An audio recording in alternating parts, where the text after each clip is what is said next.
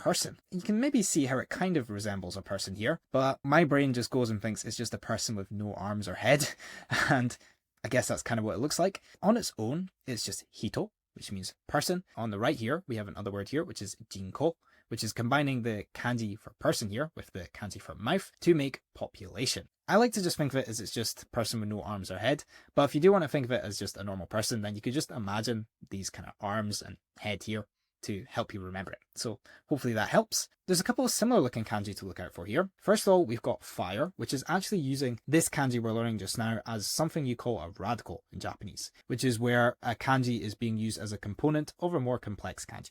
And you can see it has these extra two dots. So I just like to think of it as it's a person holding fire in each hand.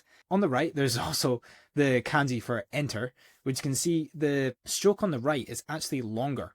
And you'll see this especially in the traditional way that these kanji are drawn. The difference between enter and person, although they do look very similar, you can see that the stroke on the right here for enter is much longer. So this is the kakijun, or the stroke order.